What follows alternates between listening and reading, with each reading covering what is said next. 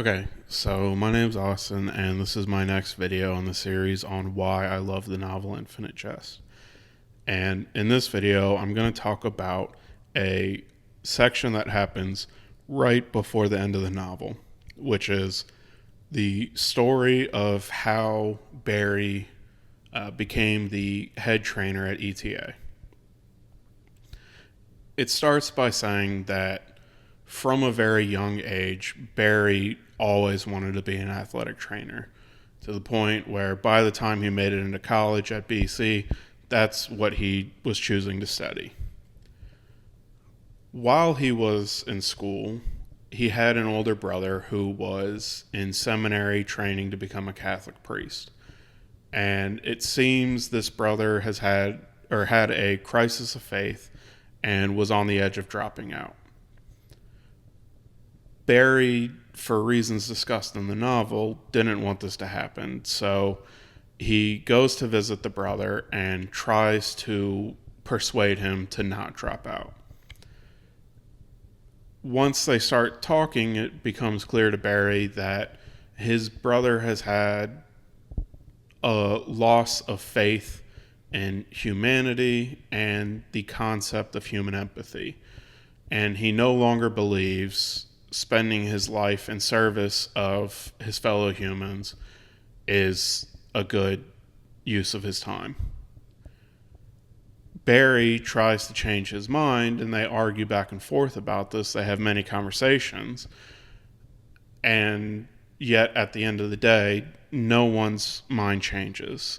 So because conversations haven't worked, the brothers agree to a challenge to try to resolve their dispute. It starts with Barry having to spend some amount of time going without a shower or shaving or changing clothes, essentially making himself look homeless. And then going down to a Boston metro station, standing amongst all of the actually homeless people and reaching out to his hand towards people as they walk by and saying, "Please touch me."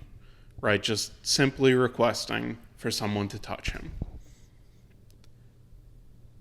The older brother says that if Barry does this and he can get one person to touch him, then he'll agree that he was wrong and he'll go back and continue to becoming a Catholic priest. And so Barry agrees to this and goes through the whole process of making himself look homeless, goes out to one of the metro stations, and while his brother is watching, holds out his hand to people walking by and asks, "Please touch me." And time begins to pass. Minutes turn to hours, hours turn to days, days into weeks, and nobody will shake his hand, any amount of physical human contact. And after some weeks of this, Barry's brother declares himself the victor and goes back, drops out of seminary, and presumably goes on to live his life. But even after Barry's brother calls himself the winner and goes home, Barry continues to stand out there day after day after day, asking people to please touch him. And this goes on for a long time until one day, Mario Incandenza, at the age of 14, is sent by his dad to a subway station to get some subway tokens. And he runs into Barry, who asks him, "Please touch me." And Mario agrees and shakes his hand. And after this experience of Barry and Mario meeting, the novel kind of rushes through it, but it says through a series of events, Barry from that moment on ends up becoming, or not from that moment on, but Barry eventually becomes the head trainer at ETA. Now, there are a couple things I find really interesting about this story. The first is, the reason the novel proposes as to why people would refuse to touch Barry. And it mentions that it's not even necessarily his appearance, how he looks, how he smells.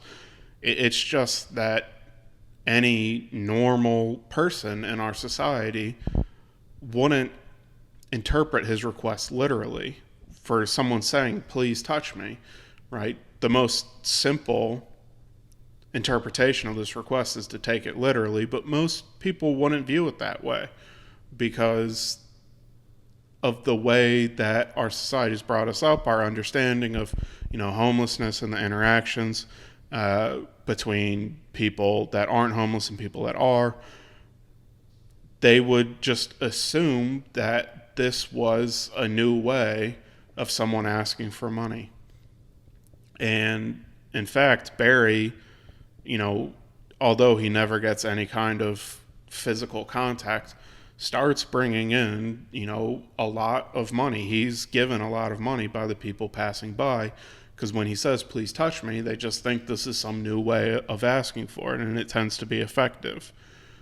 But still, no one would interpret his request in the simplest way possible until Mario comes along. And at this point, Mario is 14 years old, and up until this point, due to his physical limitations, had never been in public on his own. And so he doesn't have all of the same level of societal understanding that everyone else does. And because of this, when someone asks him simply, please touch me, no, he just interprets it in the simplest way possible. And so there's this idea of how a lot of times the rules of a society that we build for ourselves almost completely dictate our understanding of what another person is telling us. The second thing I find interesting about this story is where it's placed in the novel, because it is placed right at the end. There's only like a couple little things that happen after it. And this story, having it at the end feels like a very important place in the book to put it. And it's not having to do anything with, where it sits chronologically. One, the book is chopped up chronologically, but this was one of the first events. It happens years before most of the novel does. So it could have happened much earlier, and it's not like you needed all that much more information on either of the characters. Everything you needed to know about Mario happened way, way before. So there's really not a direct reason why this section has to be right at the end in such an important spot of the book. And so I believe that the reason why this story is in the place that it is to emphasize that the theme that it's representing is very important, that the idea that it's conveying is worth showing right up at the end. And so, once again, the idea being how many people in a certain society, if they have a certain level of understanding of the situation they're in, won't interpret things in the simplest way possible. And I think this is a very important idea in this novel, this idea that sometimes the simplest understanding of a situation isn't even considered. And I think having this story with that theme at the end is maybe sort of a plea from the author of saying, maybe there's something in this book, maybe there's something that I've been trying to tell people, that our societal understanding of things makes, everyone interpret it incorrectly.